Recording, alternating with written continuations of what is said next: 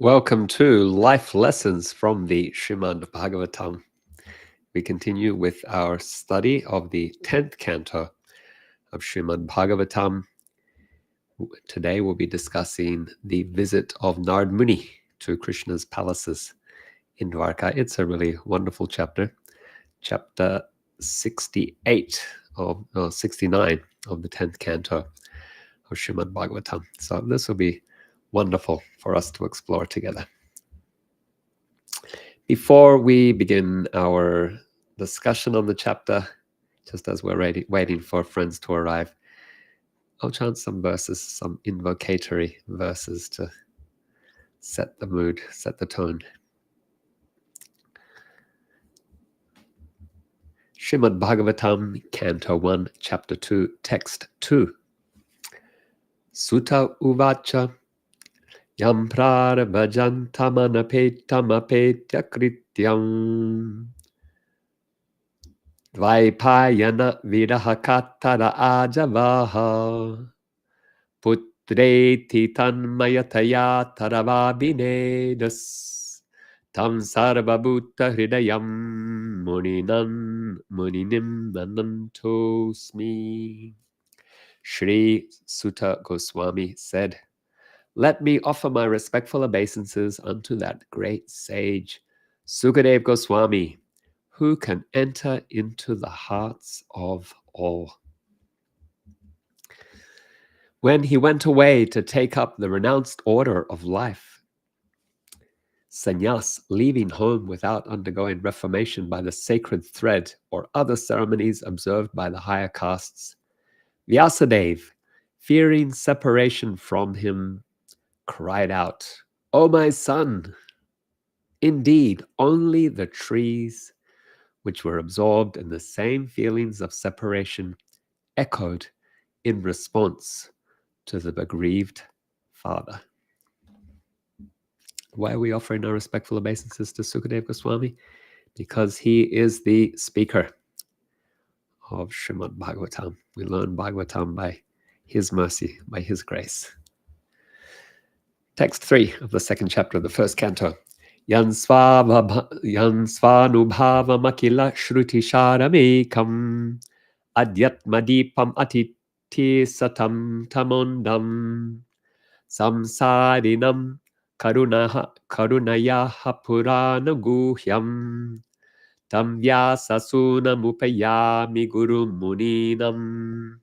Let me offer my respectful obeisances unto him, Shuka, the spiritual master of all sages, the son of Vyasadeva, who, out of his great compassion for those gross materialists who struggle to cross over the darkest regions of material existence, spoke this most confidential supplement to the cream of Vedic knowledge, after having personally assimilated it by experience.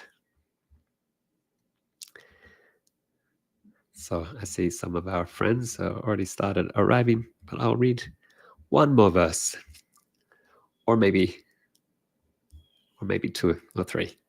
Text 4. Narayanam namaskritya naram chaiva narotamam devim saraswatim vyasam tato jayam udhirayet. Before reciting the Srimad Bhagavatam, which is the very means of conquest, one should offer respectful obeisances unto the Supreme Personality of Godhead, Narayana, unto Naranarayan Rishi, the supermost human being, unto Mother Saraswati, the goddess of learning, and unto Srila Vyasadeva, the author. Okay, let's begin. Greetings to Gaurachandra, joining us from New Zealand. Gaurachandra says, Hare Krishna Prabhuji. Dandavats. Welcome, Gaurachandra. Thanks for being here. Kirtida joins us from Norway with gratitude, Tulsi, and a flower offering. Thank you for being here, Kirtida. Shama Manjari joining us from South Africa says, Hare Krishna Sri Prahlad Prabhuji and all assembled devotees. There are obeisances, gratitude, flowers there. And then we have our friend I'm going to say Gornitai Das. Yeah, Gornitai. Gornitai Das joining us from Ukraine, who says, Hare Krishna. Thank you for being here, Gornitai. Joining from Ukraine, reminding us to keep our God brothers, God sisters, and all the people of Ukraine in our prayers and thoughts, including as we study Srimad Bhagavatam, because there are such profound, powerful blessings that come from hearing and chanting the Srimad Bhagavatam, as we will hear at the end of our discussion today. Sukadeva Goswami has a blessing for all of us.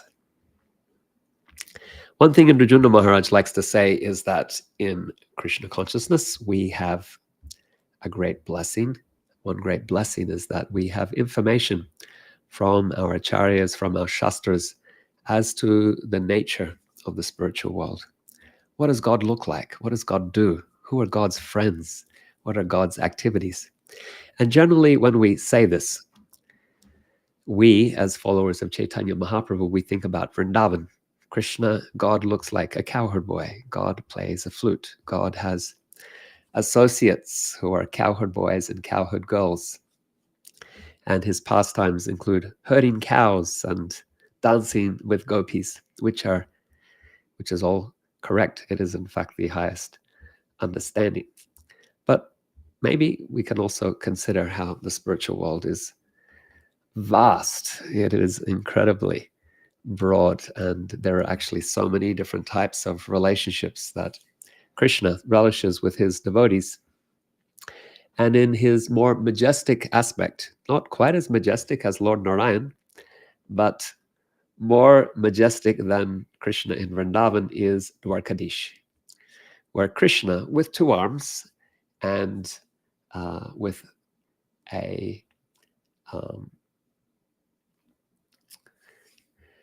an awareness of his associates and family and friends in Vrindavan, nonetheless lives in great opulence in Dvaraka. And there he lives in not just an opulence, but in majesty, and he lives abiding by the protocols of a king and a grihasta, we can say a family man, a kshatriya. And so that's another part of the spiritual world that we might not think about that often. And so today we get to hear some more details about eternal Dvaraka, of course, as it manifested on earth 5,000 years ago during Krishna's manifest pastimes. So we are discussing Srimad Bhagavatam, Canto 10, Chapter 69. We'll discuss the entire chapter, so it'll be verses 1 through to 45. Om Namo Bhagavate Vasudevaya. Om Namo Bhagavate Vasudevaya. Om Namo Bhagavate Vasudevaya. We will discuss this chapter under 3 headings. 1, Narada's curiosity and amazement in Dvaraka. 2, Krishna's pastimes as a householder. 3, Narada's prayers and departure. So let's dive in, beginning with our first topic, Narada's curiosity and amazement in Dvaraka.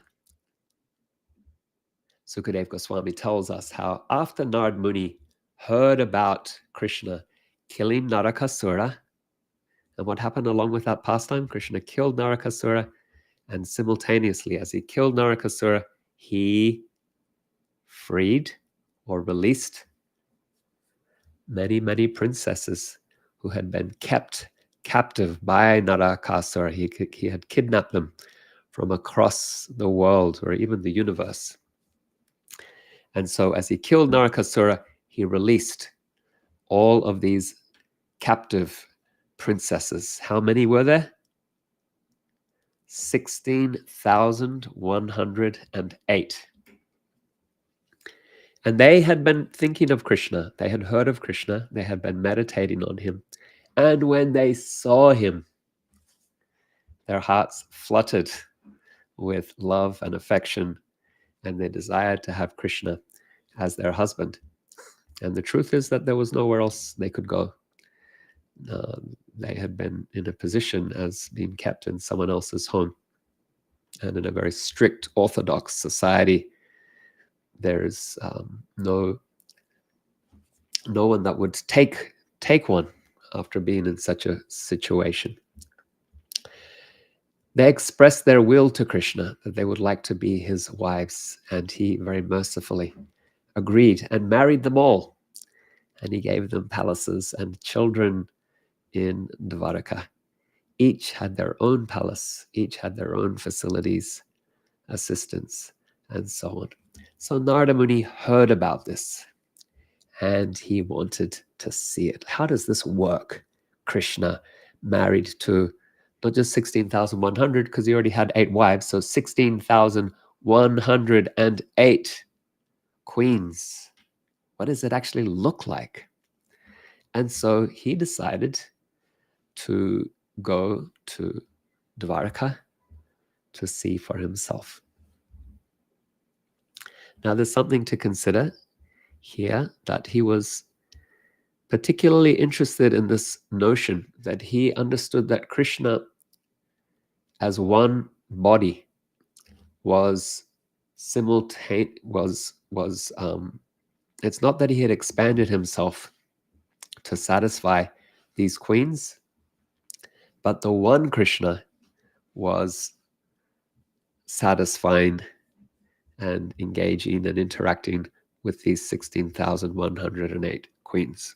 So Saubhari Muni, if you remember Saubhari Muni from the 9th canto, he and earlier on in the 10th canto as well, when we discussed the Kaliya Damana pastime, Saubhari Muni, he married 50 princesses, and to satisfy them, he expanded himself as 50 Saubhari Munis that he could associate with each. Vishwanath Chakravarti Thakur is at pains to point out the wording in the Sanskrit, where it says, Narada Muni says, it is quite amazing that in a single body, Krishna simultaneously married 16,100 women, each in a separate palace.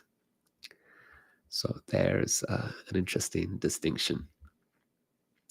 Narada, he went to Dvaraka and he saw such a beautiful city. It had been created for Krishna by Vishvakarma, the architect of the demigods. He saw a city filled with the sounds of very sweetly singing birds and bees that flew about in parks and pleasure gardens. It was filled with lakes, and within those lakes there were different types of lilies and lotus flowers, and there were also swans gliding across the water. He saw many hundreds of thousands of royal palaces. He saw that inside the palaces there were beautiful furnitures made of gold and jewels. He saw traffic moving along well laid out boulevards and roads and intersections and marketplaces. He saw assembly houses and temples. He saw roads, courtyards, commercial streets, residential quarters. They were all nicely cleaned. They were sprinkled with water. They were shaded with banners and waving flags on flagpoles. He saw a special quarter, a private quarter of Dvaraka, that he observed was worshipped by the planetary rulers. So that would be, who are the planetary rulers? Chandra, Surya, Brihaspati, Shukra, and so on. They are all planetary rulers.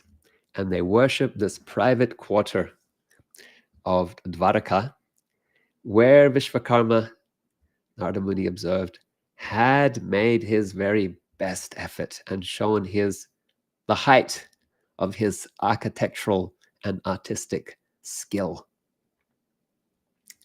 It was gorgeously decorated with 16,108 palaces of Krishna's queens. And Narada Muni, he entered one of these palaces. It turns out that it was the palace of Krishna's principal queen, first queen, who is, you should be taking these words from my lips because you're attending these classes regularly, Queen Rukmiṇī. This was a palace that was supported by coral pillars decorated with Vaidurya gems. There were sapphires that bedecked the walls. The floors were glowing with brilliance from inlaid precious stones. There were canopies that had strands of pearls hanging from them. There were sets of seats and beds that were made from ivory and precious jewels. There were many maid servants wearing lockets around their necks. There were well-dressed, armor-clad guards wearing turbans and fine uniforms and jeweled earrings. There were many jeweled lamps that dispelled the darkness from the palace. And there were lattice windows. And from those lattice windows, there was aguru incense, agarbati. Agar is aguru. Very, very wonderful fragrance. And when that aguru wood is burned, then it is, bati means stick. So you burn the aguru stick. That is called agarbati. We call it incense. These days we take a bamboo stick and put some fragrant spices on it, or maybe even some chemical substance, and burn that, and we call it agarbati, but it's not really agarbati. It's something else. But in these palaces, aguru was burning, and coming out of the lattices, and the peacocks, they saw that smoke from the aguru, and they thought it was clouds. The peacocks, they like to make a cawing sound. They like to call out, keka, keka, when they see rain clouds. And so when they saw the dark smoke, they thought it was rain clouds. And so they would call out in their peacock's cry. Inside that palace, Narada Muni saw Krishna with Rukmiṇī. She was fanning him with a golden handled chamara, yak-tail fan. And she, even though she was attended by many, many maidservants, it was her pleasure to personally attend to Krishna and to serve him. And so Krishna was receiving the worship of Rukmiṇī when he noticed Narada Muni entering the palace. Narada Muni bowed to Krishna, and Krishna, he bowed to Narada Muni with his crowned head at Narada Muni's feet, and joined palms. He invited the sage among the demigods to sit upon his own seat.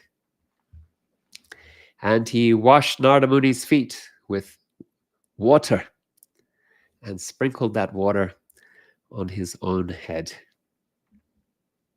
Just as a side note, I might have mentioned previously, foot bathings in the Bhagavatam, they happen with water, not with other substances. Although Krishna is the supreme authority in the universe or beyond it, although he is the master of his devotees, he washed Narada Muni's feet. And Sukadeva Goswami says it was proper for him to behave that way because he's Brahmanya Deva. He has much affection for the Brahmanas. And so he's also setting an example. And so Krishna honored Narada Muni, bathing his feet. Sukadeva Goswami says, even though the water that washes Krishna's own feet becomes Ganges water, the ultimate holy place where the Ganges water flows is made holy, even though that's the case, Krishna, he bathed Narada Muni's feet and enjoyed sprinkling the water on his own head. And so after worshipping Narada Muni in this way, Krishna asked him, what can I do for you? What is your request? What is your desire? And so Narada Muni said, we're given a verse in 1069:18.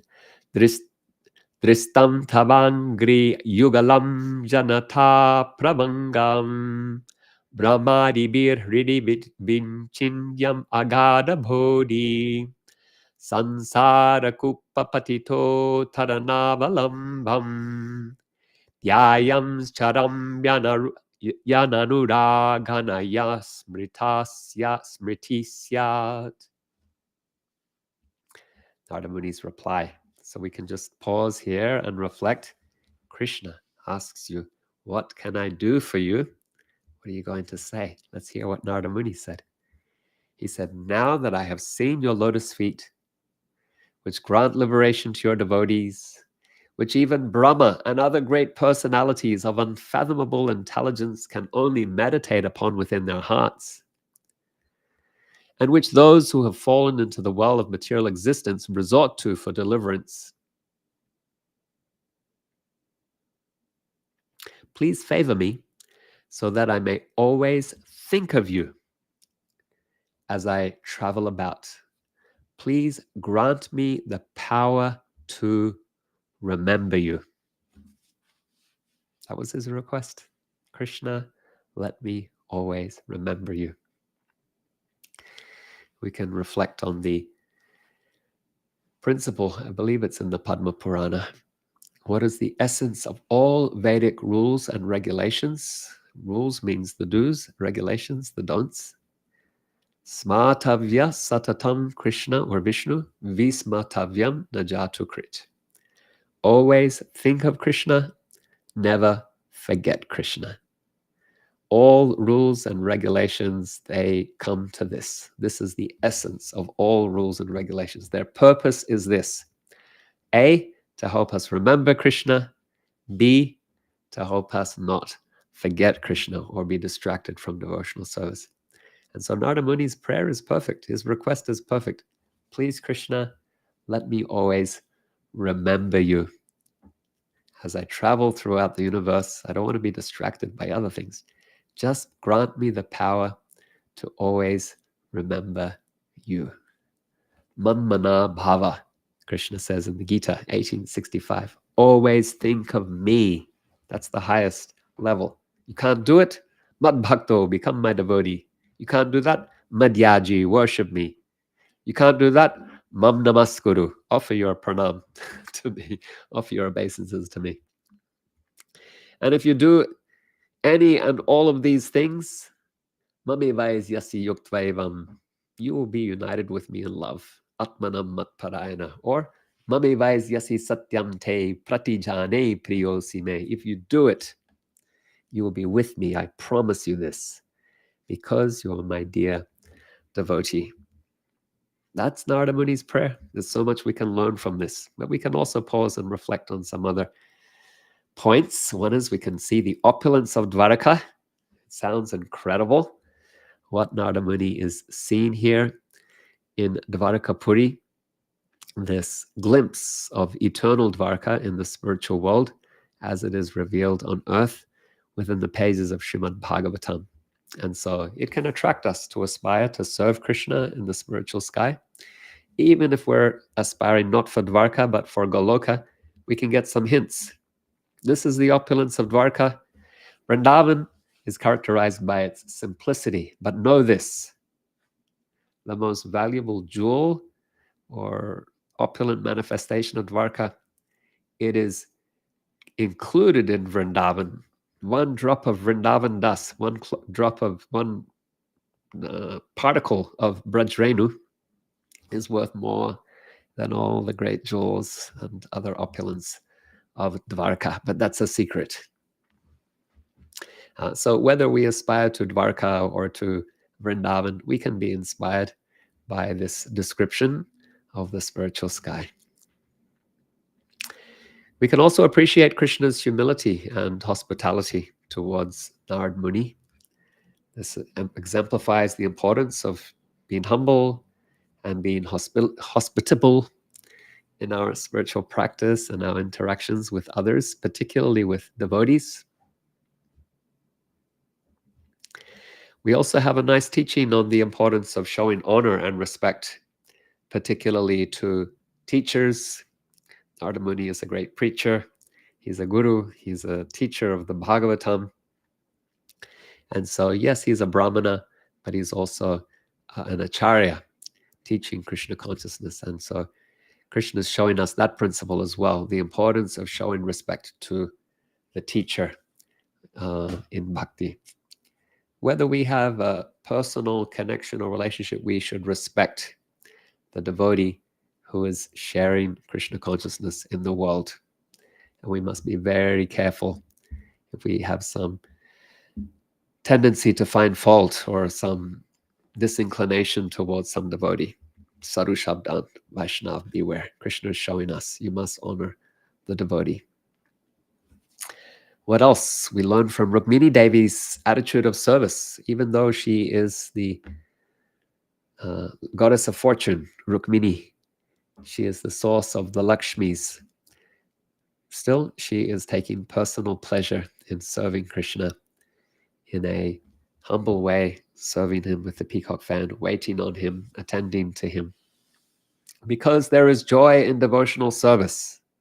There is joy in serving Krishna with love and devotion.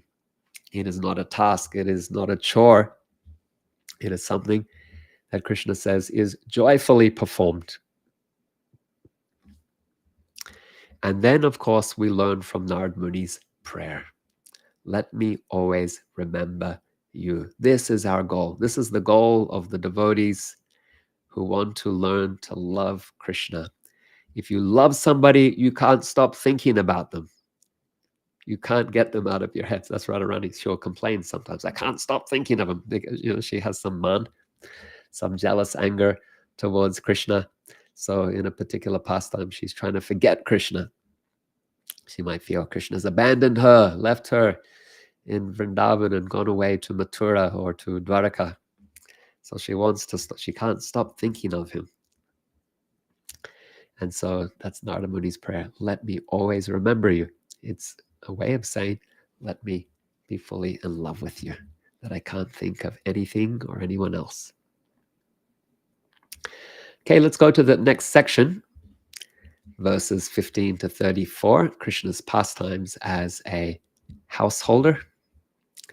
Narada, he left Krishna and Rukmiṇī's palace. He bid them farewell. He took his blessing. Krishna blessed him that he'll always be able to remember him.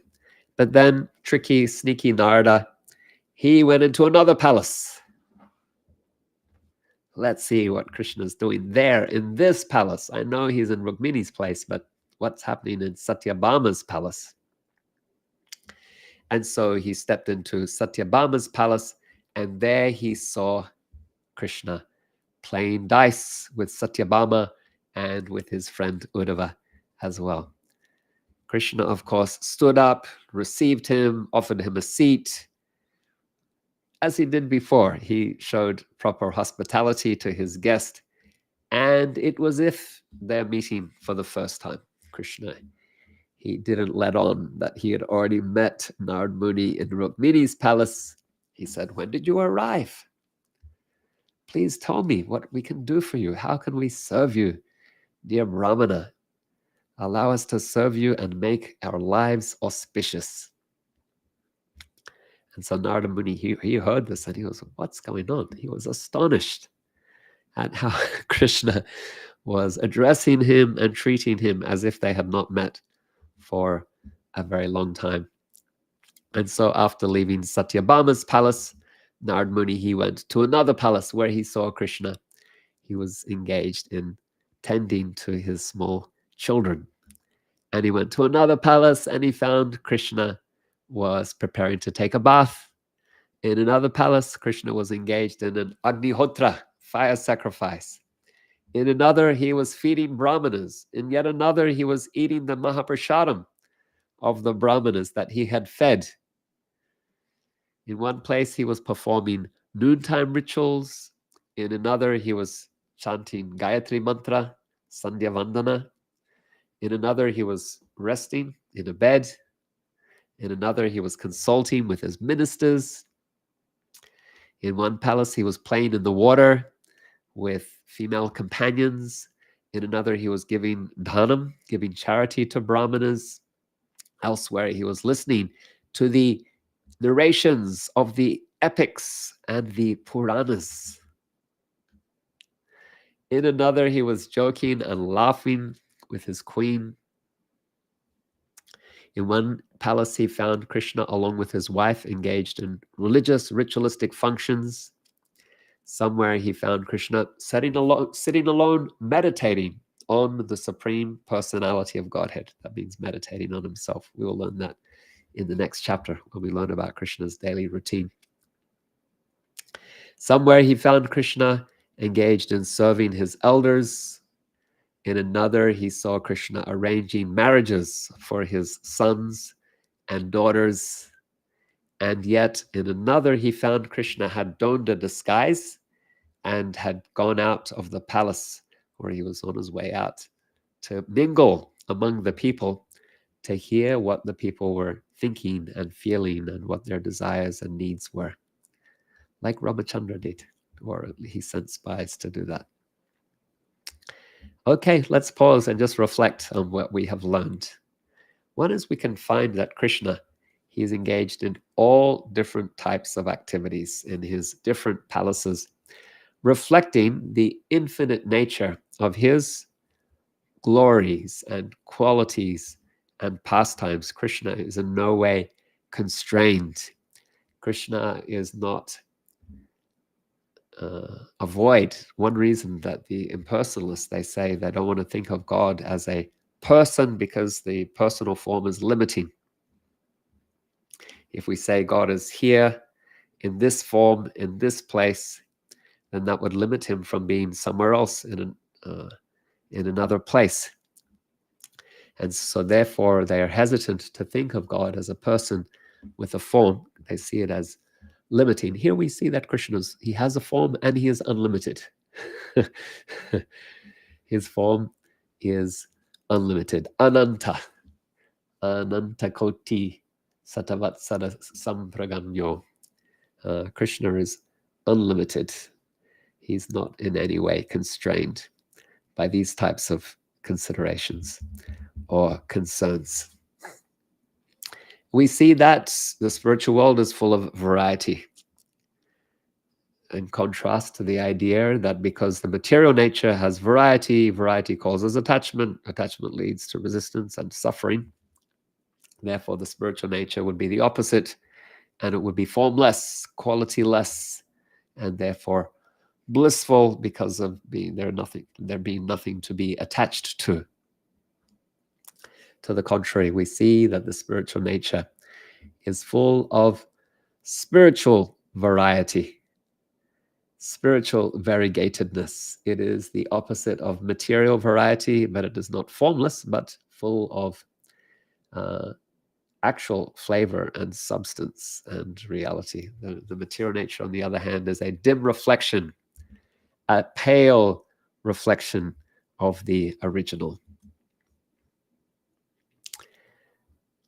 We also see Krishna's diverse activities include such things as fire sacrifices, arranging marriages, serving elders, engage in activities of economic development.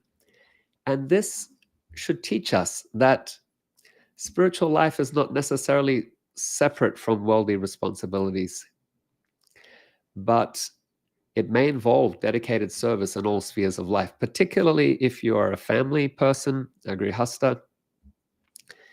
Then you need to think of your day-to-day so-called mundane affairs also as part of your service and as your offering to Krishna. And Krishna is showing us that example here. It's not that these things are approached with resentment. Oh, my material responsibilities, how terrible. No, this is also service to Krishna. If you're in that ashram, then that's your service, and we take that. We take that with responsibility and dedication and commitment, to think of it as separate and away from and apart from what we do for Krishna or what pleases Krishna or what is purifying. That is a grave error, a grave mistake. and an indication of a neophyte understanding.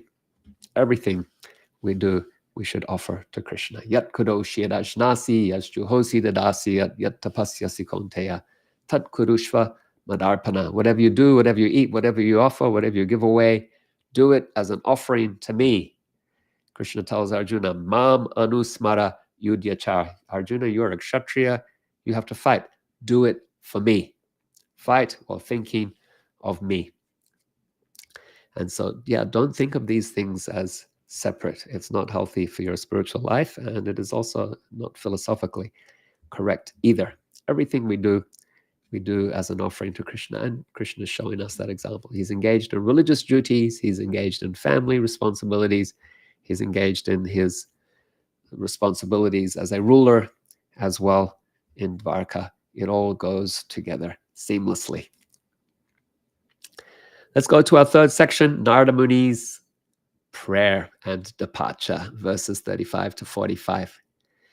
When Narada Muni saw this majestic display of Krishna's opulence, he was astonished and he smiled mildly, just appreciating the wonderful nature of Krishna's activities. What he saw, others couldn't see.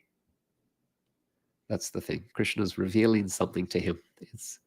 And he saw something very special. Krishna allowed him to see how he was present in all of the palaces, engaged in all different activities, all at the same time. But the queens, they are thinking Krishna's with them. And others in Dvaraka, they're seeing Krishna. They're seeing one aspect of the pastime. They're not seeing the multi-pastime that Krishna is undertaking. And so Narada Muni, he addressed Krishna with a smile. It's Krishna adopting the behavior of a human, but in a most wonderful, transcendental, inimitable way. And he says, Krishna, now I have seen your mystic potencies, which are difficult to comprehend, even for great mystics. Only by your mercy, by serving your lotus feet, have I been able to perceive your power.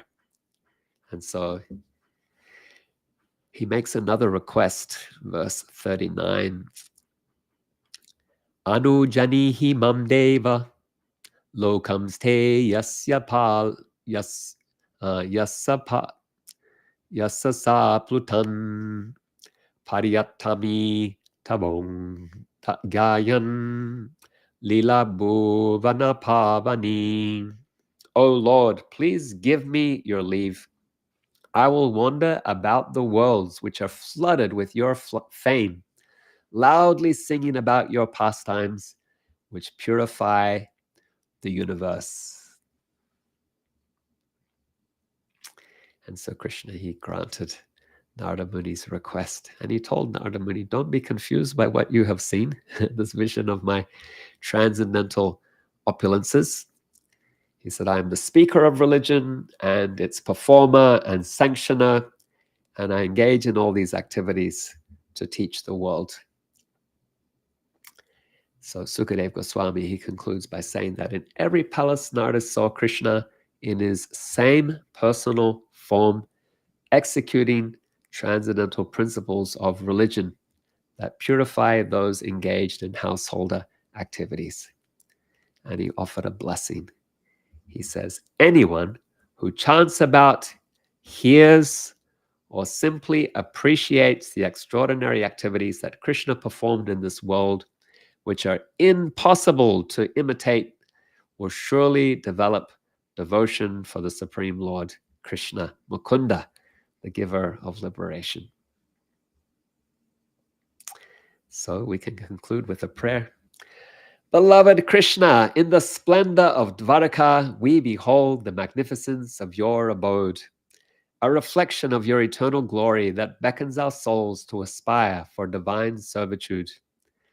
Amidst opulence, your humility graces our hearts as you honor your devotee Narada, revealing the sacredness of reverence to spiritual guides. Rukmiṇī's devoted service amidst opulence reminds us of the joy of selfless devotional service to you. We witness your multifaceted nature in playful interactions and solemn rituals, teaching us the richness of spiritual variety. In tender moments with your children, you exemplify parental love, sanctifying family life and its duties. Through Narada's prayer, we learn the transformative power of sincere devotion and humble service, leading to the revelation of deeper truths. His desire for wandering Sankirtan underscores the potency of chanting and sharing your glories, purifying ourselves and others.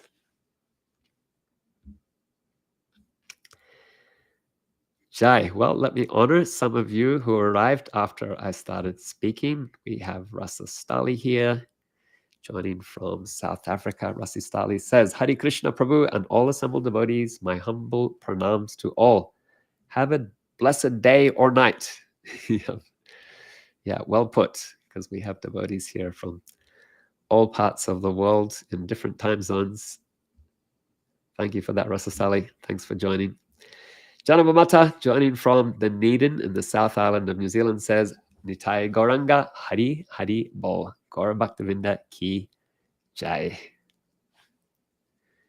Glorification of Sri Chaitanya Mahaprabhu and his brother Nityananda, and of their extolling all of us to chant the name of Hari, Hari, Hari Bol. And then a glorification of all the devotees of Sri Chaitanya Mahaprabhu. Thank you, Janavamata. Monica Sharma is with us from Sydney, Australia. Monica says, Hare Krishna. Thank you for being here, Monica. Kinkari joins us from Ukraine, I believe. Kinkari, is that right? Kinkari says, Hare Krishna. Thank you for the nectar. Thank you for being here, Kinkari. It's always a pleasure to see your name and remember you and your service. Enthusiastic service always. Gopal Govindashyam says, Hare Krishna Sri Prahlad Prabhu, I'd like to follow up on a question I have from the previous class. Review of Krishna's marriages, sons and grandsons. Does Krishna have daughters as well as granddaughters? Not sure if I missed that discussion. Good question, Gopal Govindashyam ji, and we have the answer in today's class. I remember you did ask the question, and I'm not sure that I responded. But I was happy when I was reading this chapter today. It referenced a couple of times that Krishna was preparing the marriages of his daughters and sons, preparing marriages of his sons and daughters. And so there we are. Yes, there is a list where we're given the names of each of his 10 sons from his principal queens, the 8 principal queens. The daughters' names are not mentioned. They're not referenced there. So that might lead us to question, does he have daughters and granddaughters? Here we learn, yes, there are daughters, because Krishna is thinking how to arrange their marriages. We learn that specifically in this chapter. So thank you for that, Gopal Govindashyam. Joan is with us from Murwillumbah, Australia. Joan says, Hari Bol. Hare Krishna, Joan. Thank you for joining. As always, it's a pleasure to have you here with us. Kirtida in Norway says, thank you for a beautiful class. Thank you, Kirtida. I'm always grateful for your presence and your appreciation. Jambavati says, Hari Hari. Jai, Jambavati. Shama Manjari says, thank you for the beautiful class. My pleasure, Shama Manjari. Thank you for your presence. I know it's particularly challenging for you. You have to make a special effort because it's late there in South Africa. So I very much appreciate your determination to hear Hari Katha. Charavamata says, thank you once again for these gifts of transcendental wisdom via these wonderful pastimes of the Lord. It never ceases to amaze and delight me how everything we need for a successful life, materially and spiritually, is all contained in Srila Prabhupada's books. We are really blessed by the best and surrounded by love. Let's share these precious gifts with everyone we meet. Wonderful. Yeah, we can take inspiration from Narada Muni. Initially, he asked, let me always remember you. But then later on, at the very end, after seeing Krishna's opulence, he says, Krishna, I just want to travel throughout the universe and sing your glories, that everyone can hear it. Let me sing it from the mountaintops. Let me sing it in the valleys. Let me sing it in the countryside. Let me sing it by the ocean side. Narada Muni is just inspired to sing Krishna's glories and share these treasures with the world. And so we can also be inspired. Many years ago, Indrajuna Maharaj asked the devotees in Poland to place a picture of Narada Muni on the altar for the Polish festival tour, because Narada Muni is such a great, committed preacher, and the Polish festival tour is all about preaching, and so he wanted devotees to get the blessings of Narada Muni for preaching. I'm not sure that they still do that, but for many years we had a picture of Narada Muni on the altar. I'll check next time I visit, see if that picture is still there, if that tradition maintained. And if it hasn't, I'll remind them that that was an important tour tradition. Thank you, Janavamata. Rasastali says, thank you for a wonderful class. Thank you all. Thank you, Rasastali. Yeah, it's a very beautiful, beautiful description of Dvaraka and Krishna's pastimes there. So I'm just checking over on Instagram. Wayne says, Hare Krishna, dear Sri Prahlad. Thank you for being here, Wayne. Okay. Great. Well, I wish you all health and safety. May you be happy. May you deepen your appreciation for chanting the holy name of Krishna with attention. May you deepen your appreciation for hearing and chanting Srimad Bhagavatam, as I believe you are, by Krishna's grace. May you deepen your appreciation for Sri Vigraha, for the deity. May you deepen your appreciation for the holy Dham and get shelter in the holy Dham. May you deepen your appreciation for loving Vaishnavas, for serving Vaishnavas, for establishing firm friendship with Vaishnavas. The Vaishnavas, they give us all these other blessings. Everything that we get in devotional service, we get through the Vaishnavas. So when we learn that, that is a great secret. That is that unravels many blessings for us. How can we pray to Narada Muni for inspiration in preaching? We can sing Bhaktivinoda Thakur's song, Narada Muni Bhajai Vina. We can read in Bhagavatam those chapters describing Narada Muni's preaching activities. We can reflect on those. Some immediate thoughts. Grantaraj Srimad Bhagavatam ki jai, Srila Prabhupada ki jai, Samaveta Bhakta Vrinda ki jai, Nitai Gaur Premanandi, Hari Hari